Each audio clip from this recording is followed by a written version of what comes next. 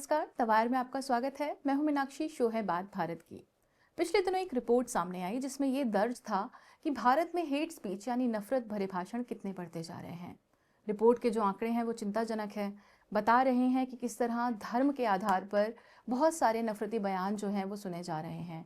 हम खबरों में रहने वाले लोग हैं, हमने ऐसी खबरें लगातार पिछले कई सालों से बढ़ती देखी हैं हमारे न्यूज़ रूम में।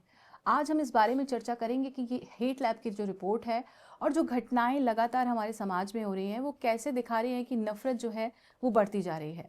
मेरे साथ बात करने के लिए मौजूद हैं द वायर की एडिटर सीमा चिश्ती। सीमा जी, आपका स्वागत है। हमारे साथ रहेंगे स्वतंत्र पत्रकार कौशिक राज। कौशिक, आपका स्वागत है। शुक्रिया। इंडिया हेट लैब की रिपोर्ट बताती है कि 2025 में धार्मिक अल्पसंख्यकों को निशाना बनाते हुए हेट स्पीच की 1300 के करीब घटनाएं दर्ज हुई, जिसमें से ज़्यादातर जो है वो भाजपा शासित राज्यों में हुई है। भाजपा की सरकार कई राज्यों में है।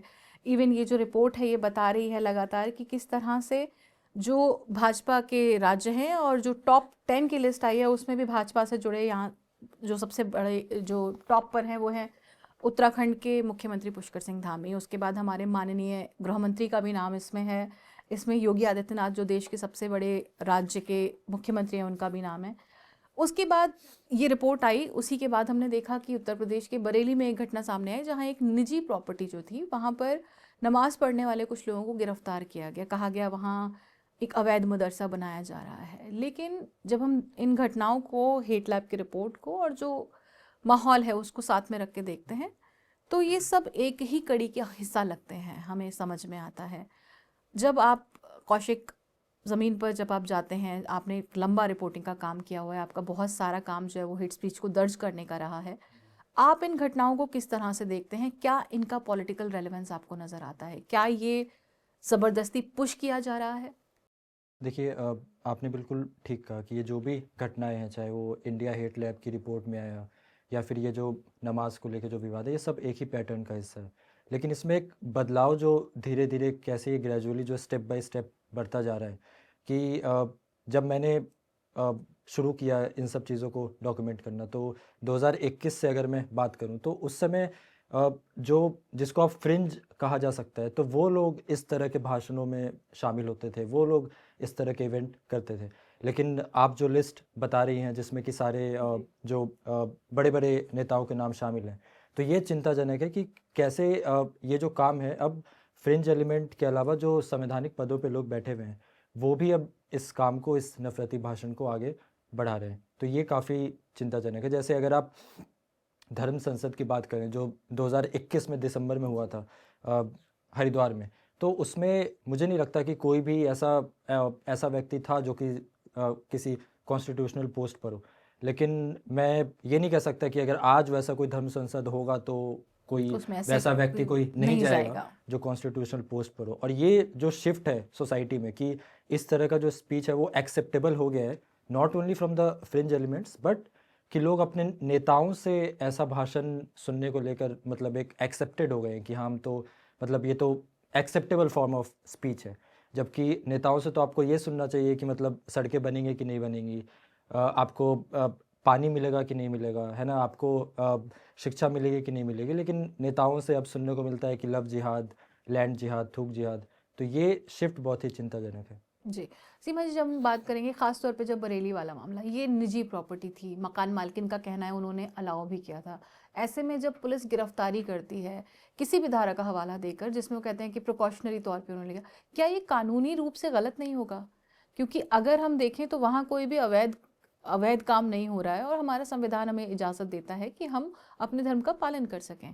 ऐसे में पुलिसिया कार्रवाई क्या ज़्यादती की श्रेणी में नहीं आएगी? बिल्कुल आएगी। और मैं यहीं से उठाना चाहूँगी बेटॉन को, जो कौशिक ने बात कही कि संवैधानिक पदों पे बैठे लोग और नेतागण इस तरह की स्पीचेस और इस तरह के नफरत भरे बयान रूटीन में अब दे रहे हैं। तो इसमें एक चीज़ होती है नेता, फिर संवैधानिक पद पे बैठे लोग, फिर होते हैं इंस्टीट्यूशंस। मतलब वो भले ही पुलिस हो, वो न्यायालय हो, वो जैसे एनसीपीसीआर हो, वो विमेन कमीशन हो, इन्हीं सब चीज़ों से तय होता है कि आपका जो पूरा सिस्टम है, जो पूरी व्यवस्था है, जो उसमें क्या एक्सेप्टेबल है और क्या नहीं। और मुझे लगता है उस पूरी चीज़ में एक बड़ा हम शिफ्ट देख रहे हैं। इसलिए नहीं कि अचानक कोई ताकत आ गई है इनमें, लेकिन जो कि 11.5 साल, अब 12 साल होने को हैं, जो पूरा एक सिस्टमैटिक एक पॉलिटिकल सीधे फ्रॉम द टॉप एक कमांड ऐसे लगता है कि आया है कि पूरी शय आपको प्राप्त है, आपको कुछ नहीं होगा अगर आप ऐसा करेंगे। और अगर आप ऐसा करेंगे, जिस तरह से हम लोगों ने देखा, जो गौरक्षक लोग जो पुलिस के साथ मिलके काम कर रहे थे, और जिन लोगों को जो लोग करते हैं इस तरह की हरकतें, उनका तो पॉलिटिकल प्रमोशन होता है। तो उन सब में जो ये 12वें साल में हम देख रहे हैं, लिहाजा पुलिस भी उसी तरह से बिहेव करेगी।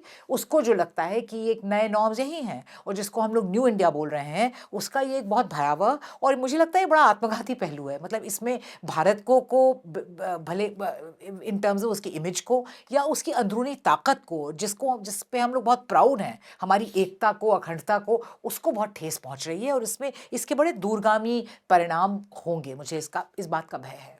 जी, मैं यहाँ दो चीज़ों को जोड़ना चाहूँगी। APCR, association for protection of civil rights, ने एक रिपोर्ट कल पेश की थी, violence and displacement Uttarakhand and politics of hate. Kaushik, आप उसकी जो फैक्ट फाइंडिंग कमेटी है उसका हिस्सा थे, और आपने दर्ज किया कि किस तरह से नफ़रत का माहौल है उसको हवा दी गई है वहाँ पर। जब हम इंडिया हेट स्पीच के जो टॉप जो हेट स्पीच देने वाले लोग हैं उनमें देखते हैं कि उसी प्रदेश के मुख्यमंत्री सबसे ऊपर हैं। ये जो पूरी आपकी रिपोर्ट है, जो आपने ग्राउंड पर देखा, उसके बारे में हमें बताइए। जी, तो अगर मैं इसका हिस्टोरिकल बैकग्राउंड दूं कि उत्तराखंड में एक्चुअली जो है एंटी मुस्लिम वायलेंस इतना क्यों ज़्यादा है, तो जब उत्तराखंड उत्तर प्रदेश से अलग हुआ, तो उस समय उत्तराखंड में जो मुसलमान रह गए, जो ऊपर के पहाड़ी इलाकों में, तो उनको ऐसा बोला जाने लगा कि आप अपने घर वापस चले जाओ।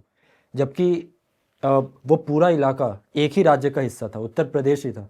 तो जब वो उत्तर प्रदेश के किसी इलाके से, जो आज का उत्तराखंड है, वहाँ जा रहे थे, तो वो तो किसी और राज्य में नहीं जा रहे थे, वो इंटरनल डिस्प्लेसमेंट थी। बट उत्तराखंड बनने के बाद उनको ऐसा बोला जाने लगा कि आप वापस चले जाओ। तो ये मानसिकता की वजह से जो है इतने ज़्यादा वहाँ पे हेट क्राइम्स है। तो हमने देखा कि कई छोटे छोटे जगहों पे बहुत ही छोटी छोटी घटनाओं को आधार बना करके मुसलमानों को वहाँ से भगाया गया। जैसे कि आपस में किसी का कोई विवाद हो गया, जो कि किसी का भी हो सकता है, तो उसको आधार बना के हिंदू मुस्लिम का रंग देकर, और उसके आधार पे जो है वहाँ से मुसलमानों को जो है वहाँ से भगाने का प्रयास किया कई गया। छोटे छोटे शहरों से ऐसा भगाने का प्रयास किया गया उत्तराखंड में।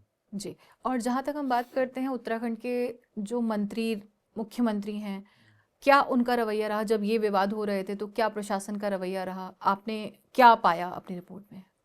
प्रशासन का रवैया, जाहिर सी बात है कि जो जैसा पूरे देश में हो रहा है कि अ, भीड़ जैसा कहती है, तो एक प्रशासन जो है वो उन्हीं के अनुसार एक्ट करता है। जैसे कि आपने वो नमाज का भी जिक्र किया कि किस तरीके से 12 लोग जो है अपने निजी संपत्ति में जो है अपने घर में नमाज पढ़ रहे थे, और उनको पुलिस उठा के ले गई। तो उसका आधार क्या बनाती है पुलिस, की आसपास के लोग जो हैं वो कह रहे हैं कि इससे पीस डिसरप्ट होगी, है ना, तो हाँ, इससे शांति भंग होगी, तो इसलिए वो आपको उठा के ले जा रहे हैं। लेकिन शांति भंग करेगा कौन? तो आप उनको पकड़ो ना जो शांति भंग करेंगे, वो तो नहीं कर रहे ना जो नमाज पढ़ रहे हैं। तो ये जो लॉ है ये पूरी तरह से उल्टा कर दिया था। तो सेम उत्तराखंड में भी हमने ऐसा ही देखा कि जब मुसलमानों के खिलाफ हिंसा होती है, तो जो पुलिस है, जो प्रशासन है, वो मुसलमानों से कहता है कि आप अपनी दुकानें बंद कर लो कुछ दिनों के लिए, जब तक ये शांत न हो जाए, नहीं तो सामने वाले भड़क जाएंगे। तो जो भड़क रहे हैं और जो कानून हाथ में ले रहे हैं, आप उन पे एक्शन लो ना। आप मतलब जो निर्दोष है, जो मतलब कानून का पालन कर रहा है, जिसने कुछ भी गैर कानूनी नहीं किया है, आप उनको क्यों बोल रहे हो कि आप ऐसा मत करो? मतलब ये तो वही बात हो गई कि मैं सड़क पे चल रहा हूँ और कोई मुझे बोले कि यार तुम्हें देख के मैं भड़क रहा हूँ, तुम रास्ता बदल लो। और फिर मैं पुलिस के पास जाऊँ तो पुलिस भी बोले कि हाँ आप रास्ता बदल लो, नहीं तो वो भड़क जाएगा। तो जो भड़क रहा है आप उसको पकड़ो ना। तो ये चीज़ नहीं हो रही है कहीं भी। मीनाक्षी कौशिक जी, मतलब पूरा वो जो स्टेट क्राफ्ट में या अंडरस्टैंडिंग की स्टेट की क्या भूमिका होती है एक सरकार की, उसमें एक बहुत इंपॉर्टेंट चीज़ होती है मोनोपोली ऑफ वायलेंस। मतलब किसी भी तरह की हिंसक कार्रवाई करने का, लोगों को मारने का या रिस्ट्रेन करने का, उसका अधिकार सिर्फ स्टेट को होता है, और यही उसके स्ट्रेंथ को डिसाइड करता है। हुआ ये है कि वाइल एट वन लेवल बड़े स्ट्रेंथ की बात हो रही है, और बड़े मतलब हम बड़े पावरफुल लीडर के तहत काम हो रहा है एक्सेट्रा, लेकिन भारत के स्टेट ने मोनोपोली ऑफ वायलेंस तो दे दी है ना भीड़ को। अब भीड़ पे आपने वो छोड़ दिया है। और ये बात आज की नहीं है। 2015 में जब पहला लिंचिंग का इंसिडेंट सामने आया, जब अखलाक की बात हुई दादरी में, जो कुछ ही किलोमीटर दूर है भारत की राजधानी से, वहाँ पे आपने तो केस किया ना अखलाक पे और उसके परिवार पे कि आपने गैर कानूनी गौ मांस का आप, जबकि उसका कोई प्रूफ शुरू में कुछ नहीं मिला, कुछ नहीं था और उनकी जान चली गई, तब भी आपने उनको क्रिमिनलाइज किया। तो इस तरह की भीड़ को आप एम्पावर जब कर देंगे तो ये तो एक पूरे हमारी जो एक सिस्टम है या रहन सहन जीने का पूरा जो संतुलन है वो तो पूरी तरह बिगड़ जाएगा। और एक जो आप एक नेबर से तो आप चीनी मांगते हैं, आप दूध देते हैं, आप अपने बच्चे को छोड़ते हैं, वहाँ पर एक भरोसे का, एक ट्रस्ट का एक रिश्ता होता है। और पर्टिकुलरली एक इनफॉर्मल समाज में, भाई हमारा नॉर्वे की तरह तो है नहीं कि चाइल्ड सपोर्ट सिस्टम है और स्टेट ले जाएगा बच्चे को। हर तरह की चीज़ आप आपस में सौहार्द और आपसी तालमेल और समझदारी से ही पूरी चीज़ें चल रही है। बंधुत्व का बहुत बड़ा एक रोल है, अगर आप उसको तोड़ देंगे तो जो हम लोग देख रहे हैं इम्बैलेंस, वायलेंस, ये तो बहुत छोटी छोटी निशानी है। एक बहुत बेसिक आप भरोसा तोड़ने की आप बात कर रहे हैं। एक पूरा कॉम्पैक्ट जिस पे इंडिया बना था 47 के बाद या 1950 के बाद, आप उसको अटैक कर रहे हैं, हमला कर रहे हैं। जी। और जब इस तरह की कार्रवाई होती है, जैसे कि हमने बरेली वाले मामले में देखा, तो उसमें कहा जाता है कि ये तो बस शुरुआत है। जो दक्षिणपंथी लोग हैं उनका दावा होता है कि नहीं, इसी तरह से इनफॉर्मली ये सब शुरू होता है और फिर वो लोग वहाँ इकट्ठा हो जाते हैं। तो पुलिस इस बारे में क्यों कार्रवाई करे? अगर लोग इकट्ठा भी हो जा रहे हैं तो वो भारत के नागरिक हैं, उन्हें भारत का संविधान ये कहता है कि वो कहीं भी अपनी रोजी रोटी कमा सकते हैं, कहीं भी रह सकते हैं। तो इस तरह का एक समुदाय के खिलाफ जिस तरीके से डर, जिस बंधुत्व की आप बात कर रही हैं, सीधे उस पर हमला है। बरेली वाले ही मामले का उदाहरण लें तो अगर मान लेते हैं कि वो प्रॉपर्टी, जैसे जो एक वकील हैं, वरिष्ठ वकील संजय हेगड़े, उन्होंने एक आर्टिकल में लिखा था कि अगर वो प्रॉपर्टी किसी की निजी होती और वो उनकी इजाज़त नहीं भी होती वहाँ करने की, फिर भी केवल फाइन लगाया जा सकता है। उसमें कहीं से भी गिरफ्तारी का मामला नहीं आता है कि आप 12 लोगों को लेकर जाते हैं और आप उनको लॉकअप में रखते हैं। ये फिर भी तो ये एक तरीके से मिसयूज ऑफ लॉ है, जिस पर कहीं से कहीं तक उन्हें किसी विरोध का सामना नहीं करना पड़ रहा है। जनता भी इस चीज़ को मान चुकी है। ये राह कहाँ तक जाके रुकने वाला है? ये जिस तरीके का जहर समाज में अब घुल रहा है, कोई चुपचाप चोरी छिपे एक वीडियो निकालता है और उसे सोशल मीडिया पर डाल देता है, नमाज पढ़ जा रही है। क्या अपनी जो भी अपने रिलीजन को मानता है उसकी प्रार्थना करना क्या अपराध है? और अगर अपराध है तो क्यों भारत की सरकार ये घोषित नहीं कर देती? जैसा कि कौशिक ने कहा कि कानून को उल्टा किया जा रहा है और जो अग्रेसर है उसको छोड़ के आप बाकी लोगों पे कानून लगाते हैं। लेकिन इसके साथ जो ज़्यादा चिंता की बात है कि कानून भी तो बदले जा रहे हैं।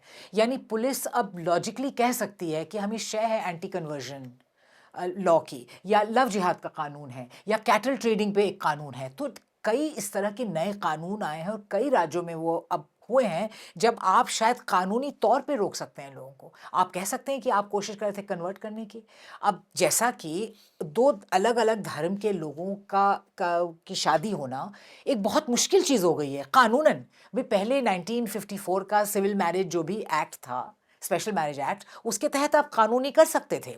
यानी भले ही नेबर्स वगैरह चिढ़ रहे हो कि भले आपने मुसलमान या ईसाई या हिंदू से शादी क्यों की, लेकिन स्टेट तो आपके साथ था। अब स्टेट ही भीड़ में तब्दील हो गया है। अब स्टेट उस तरह का व्यवहार कर रहा है पुलिस के थ्रू जो पहले आपकी चाची और आपके अग्रेसिव नेबर उस तरह के लोग करते थे। तो आपको तो किसी तरह की शायद नहीं है। अभी मुरादाबाद में ही एक ऑनर किलिंग की बात सामने आई है, जहाँ एक इंटरफेथ कपल को मार डाला गया, लड़की को और लड़के को दोनों। तो ये तो एक बड़ा मुश्किल सवाल है कि कहाँ जाके रुकेगा। मुझे लगता है कि ये रुक सकता है अगर लोगों को ये लग जाए, जो लोग पावर में हैं, कि इससे बस हमारे यहाँ वोट कम हो रहे हैं। तो एक लार्ज हद तक आई थिंक ये अब लोगों पे है कि वो समझें कि ये कितनी दूर ये जा रहा है और कितना गहरा ये हमें इम्पैक्ट करेगा। जब तक उनको ये नहीं लगता है कि इससे हम पे हमला हो सकता है या हमारा नुकसान है, शायद उसी नशे में जो एक व्हाट्सएप यूनिवर्सिटी या प्रोपेगेंडा या एक आपको बता देना कि फला दुश्मन है आपका।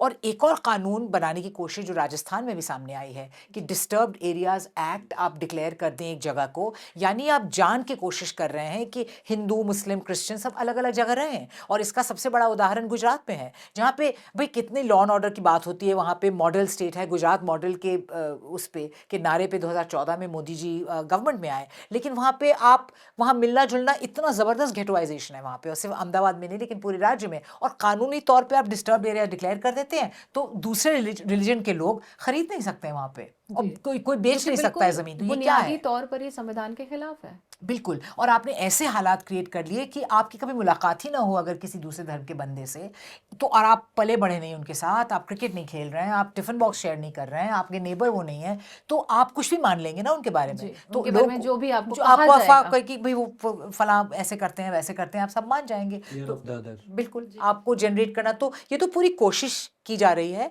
पहले से भी ये कोशिश होती थी, लेकिन अब क्योंकि स्टेट पावर उनके साथ है, उसको एक और ताकत, उसको क्लॉज़ मिल गए हैं। तो अब ये देखना है कि कब लोगों की समझ में आए कि क्या हो रहा है और उसके खिलाफ वो। आपने वोट का जिक्र किया कि इन सब की वजह जो है वो चुनाव जीतना ही रह गया है। उत्तर प्रदेश में अगले साल चुनाव होने हैं। कौशिक, क्या आपको लगता है कि जिस तरह से बरेली वाली घटना हुई है, या पिछले साल, अभी रमज़ान आने वाले हैं, पिछले रमज़ान का मुझे याद है, एक जगह तरावी पढ़ी जा रही थी, लोग तरावी इकट्ठा होकर ही पढ़ते हैं, और उस पर आपत्ति जता दी गई थी। जहाँ जिस घर में तरावी पढ़ी जाती है उसके बाहर खड़े होकर हनुमान चालीसा का पाठ शुरू कर दिया गया था। तो अगर ये सिर्फ चुनाव जीतने का ही मामला है, तो क्या आप देखते हैं अगले साल भर में, अगले साल इसी वक्त चुनाव का रन अप चल रहा होगा, क्या ये सारी कवायद उत्तर प्रदेश चुनाव तक चलती रहेगी इसी तरह से, या फिर उसी के लिए आपको लगता है पोलराइजेशन के जो प्रयास हैं वो शुरू हो चुके हैं? देखिए, अब इसमें दोनों रीजंस मुझे लगते हैं। एक तो चुनाव भी है, और दूसरा मुझे ये कारण भी लगता है कि इन्होंने जो भीड़ एक स्टैंड बाई पे खड़ी की हुई है, तो उस भीड़ को टाइम टू टाइम, चुनाव हो या ना हो, लेकिन उनके पास टाइम टू टाइम उनको कुछ ना कुछ मुद्दे दिए जाते हैं, क्योंकि वो भीड़ तो उनके पास है। जैसे कि ये कोई पहला वाक़या नहीं है जो जो बरेली में हुआ। इससे पहले भी उत्तर प्रदेश में ऐसी कई घटनाएं हो चुकी हैं कि लोग अपने घरों में रिश्तेदारों के साथ, दोस्तों के साथ नमाज़ पढ़ रहे हैं, और पुलिस ने उनके ऊपर कार्रवाई की, उनसे बॉन्ड तक भरवाए गए हैं कि आप शांति भंग नहीं करेंगे। तो इस इन सब का जो आधार है, वही जो मैंने आपको कहा कि कुछ लोग उनके घर के बाहर इकट्ठा हो जाते हैं, नारे लगाने लगते हैं, प्रदर्शन करने लगते हैं, और कहते हैं कि इसको जो है कन्वर्ट करने की कोशिश की जा रही है कि ये जो घर है इसमें ये मदरसा बना देंगे या मस्जिद बना देंगे, तो मतलब कुछ हो जाएगा। उसके आधार पे जो है पुलिस आपके अगेंस्ट एक्शन ले लेती है, लेकिन जो सामने में कर रहे हैं उनके अगेंस्ट पुलिस कुछ भी नहीं करती है। तो ये चीज़ है। लेकिन इसमें इसमें एक और चीज़ मुझे ये भी लगती है कि अगर हम सोसाइटी के पॉइंट ऑफ व्यू से देखें, तो मतलब मैं तो ये कहूँगा कि अगर स्टेट जो है ऐसे एक्शन को रिवॉर्ड करेगा, तो मतलब जो अनएम्प्लॉयड यूथ है वो ये काम क्यों नहीं करेगा? मुझे तो कोई कारण नज़र नहीं आता ये काम नहीं करने का। मतलब अगर स्टेट इस चीज़ को रिवॉर्ड कर रहा है, आज देखिए इस देश में सबसे आसान काम क्या है कि आप मोबाइल फ़ोन निकाल लीजिए, किसी भी मार्केट में चले जाइए, और लोगों से आप फेसबुक पे लाइव होके, इंस्टाग्राम पे लाइव होके आप उनसे आई कार्ड चेक करने लग जाइए कि आप अपना आई कार्ड दिखाओ, आधार कार्ड दिखाओ। जी, ऐसे दुकानों बहुत का सारे, नाम क्या रखा है हाँ, इस बारे में बहस करना एग्जैक्टली, शुरू कर क्यूआर दो। कोड पे क्या है आपका नाम, तो ये सब चीज़ें धड़ल्ले से हो रही है। आपको बहुत वीडियोस मिल जाएंगे ऐसे। तो अगर इस विजिलेंटी एक्शन को पनिश ना करके हाँ, रिवॉर्ड किया जाएगा, तो लोग क्यों नहीं करेंगे ये काम? मतलब तो वही है। तो मुझे लगता है ये टॉप टू द बॉटम भी होता है, बॉटम टू द टॉप भी होता है, कि मतलब जो नीचे के लोग हैं वो भी कानून डिसाइड करते हैं कि मतलब वो जो बोलेंगे वैसा ही कानून होगा। अगर वो बोलेंगे कि भाई इस घर में नमाज़ पढ़ी जा रही है, इसको रोको, तो हो जाएगा। और टॉप टू बॉटम भी होता है, तो ये दोनों तरफ चलता है। यानी कि आप मानते हैं कि जिस तरीके से स्टेट रिवॉर्ड कर रही है, और उसी में ये ध्रुवीकरण का प्रयास भी माना जा सकता है कि आगे चुनाव आने वाले हैं, क्योंकि इस तरह के इंसिडेंट्स का फ़ायदा बहुत सारे आंकड़े बताते हैं कि वो जनरली भाजपा को ही होता है। तो शायद इसीलिए ये चुनावी तैयारियां शुरू हो चुकी हैं। जी, लेकिन हमको भूलना नहीं चाहिए कि 2024 के चुनाव के पहले शायद प्रधानमंत्री मोदी ने खुद अपने पटल से, मतलब जब वो चुनावी रैली वगैरह में जाते थे, तो स्टेज से उन्होंने बहुत डायरेक्ट इस तरह के बयान दिए, और उन्होंने मुसलमानों का नाम तक लिया और कहा कि भैंस ले जाएंगे और टोटी ले जाएंगे, नल उठा ले जाएंगे, ये सब कर देंगे, बचा के रखिए सोना वोना। लेकिन उत्तर प्रदेश ने तो उसका जवाब ठीक से दिया ना, उसमें जो बिल्कुल अप्रत्याशित नतीजे आए। तो हमको इस बात का भरोसा भी रखना चाहिए कि लोगों को भी इस बात की थोड़ी समझ होगी कि वो डिसाइड कर पाएंगे कि क्या हो, क्योंकि बिल्कुल बेइंतहा बात हुई थी 2024 में, पूरे पोलराइजेशन की पूरी कोशिश हुई थी। लेकिन ये सरकार, क्योंकि इसकी जेन्युइन आइडियोलॉजिकल बिलीफ है ये कि बिल्कुल दो फाड़ है भारत कम से कम, और हिंदूज फर्स्ट वाली, इफ़ नॉट हिंदूज ओनली का ये राष्ट्र है, बाकी आप सब लोग इन्वेडर्स हैं, गेस्ट हैं, आपको निकाला जाए। तो इसमें उनकी आइडियोलॉजिकल बिलीफ भी इसलिए ज़्यादा है, इसलिए वो लोग तो और डबल डाउन कर दिए हैं। जो हम लोगों ने सोचा कि शायद चुनाव के परिणामों के बाद एक थोड़ी सी रोशन ख्याली, थोड़ी सी आज़ाद ख्याली, समझ लो, थोड़ा जी। कुछ कम हो और भाई व्यवस्था, पानी इंदौर का ठीक हो, हवा साफ हो, यहाँ तक कि नाले का पानी ना हो और थोड़ी ठीक ठाक जिंदगी हो लोगों की। लेकिन उससे ज़्यादा तो ये और उसको कर रहे हैं। तो अभी मुझे लगता है कि इस पे थोड़ा हमें जज शायद लोगों को पहले नहीं करना चाहिए। इसके कुछ इंटरेस्टिंग नतीजे ही हों अगले साल। जी। जैसा आपने बताया कि रिवॉर्ड किया जाता है, या फिर एक और जो चलन देखने में आया है कि अगर बीच में न्यायिक दखल आता है। संभल में हिंसा हुई थी 2024 में, कोर्ट में एक व्यक्ति गए जिनके बच्चे को गोली लगी थी, उन्होंने जाकर अर्जी लगाई कि भाई गोलीबारी जो पुलिस की हुई थी वो ठीक नहीं है, जांच के आदेश दिए गए। पुलिस कर्मियों के खिलाफ अदालत ने कहा, पिछले दिनों एक जो चंदौसी की अदालत थी उसने कहा कि मुकदमे किए जाएंगे पुलिस कर्मियों के खिलाफ। तुरंत पुलिस का जवाब आता है कि हम ये एफआईआर दर्ज नहीं करेंगे। उसके बाद हम देखते हैं दूसरा पैटर्न आता है कि वो जो जज हैं, प्रशासनिक फैसला है, तबादले होते हैं, पर सबसे पहले उन्हीं जज का तबादला उनमें हो जाता है। जब हम ये पैटर्न देखते हैं तो हम क्या समझें कि सिस्टम बिल्कुल ही ख़त्म हो चुका है। अब अगर कोई कोशिश भी होती है तो उसका इसी तरीके का नतीजा आता है, जहां पुलिस भी बात मानने से इनकार कर देती है, प्रशासनिक फैसला लिया जाता है तो उसमें वही जज होता है जिसने ये फैसला लिया होता है। तो क्या सिस्टम अब कुछ बचा नहीं है, या जिस होप की आप बात कर रही हैं उस नहीं, मैं वो कहूँगी कि उम्मीद किस किस नहीं, हद तक हम सिस्टम उम्मीद कर तो सकते हैं? सिस्टम को तोड़ने मरोड़ने की कोशिश पुरजोर रूप से हो रही है और वो है। लेकिन मैं नहीं कहूँगी कि सब खत्म है। कल तो बहुत कस के नारेबाजी हुई, संभल में प्रोटेस्ट हुई है, बार ने प्रोटेस्ट किया है। बार भी तो आम पब्लिक का एक बहुत, भाई ये बार उस तरह के बार होते हैं जो पहले अलाउ नहीं करते थे आपको कि आप इनका पक्ष सामने रखें। कोई वकील अगर कोई टेरर अक्यूज है तो उसकी बात ही नहीं कहेगा, ये इस टाइप के बार थे। उन्होंने कहा है और उन्होंने क्या किया, जब जब योगी डरते हैं पुलिस को आगे करते हैं, इस तरह के नारे लगे हैं कंटिन्यूसली कल तो। और इसको नोट किया जा रहा है कि ये हो रहा है और उनको शायद डिमोट करके उनको सुल्तानपुर भेजा गया है, जो सीजेएम थे जिन्होंने ये फैसला दिया।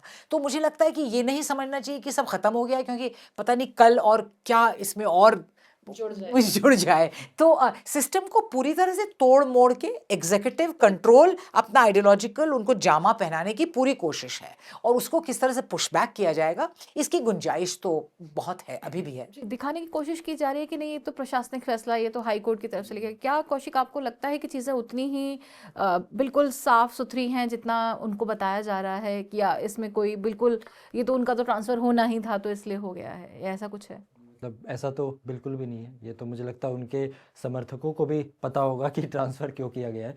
लेकिन जो आपने सवाल पूछा कि होप कहाँ पे बची है, तो मुझे लगता है कि वो जो सीजेएम है जिनका ट्रांसफ़र किया गया, मुझे लगता है उनको कॉन्सिक्वेंसेस पता होंगे कि इस फैसले के, उसके बाद भी उन्होंने ये फैसला दिया। वो चाहते तो नहीं भी दे सकते, तो वो मना भी कर सकते थे, उनके पास ये अधिकार था। लेकिन उसके बाद भी अगर उन्होंने न्याय का साथ दिया, जो जो कानून का साथ दिया, तो मुझे लगता है उम्मीद उधर ही बची है। आप अगर अखलाक का केस भी देखें तो वहाँ भी उत्तर प्रदेश सरकार ने पूरी कोशिश करी कि इस केस को विड्रॉ किया जाए। वहाँ पे भी जज ने मना कर दिया, कि उन्होंने कहा ये लीगली सस्टेनेबल ही नहीं है। उन्होंने यहाँ तक पूछा कि इससे पहले आपने कभी कोई मर्डर केस को विड्रॉ किया है, मतलब इसका तो कोई प्रेसिडेंट ही नहीं है।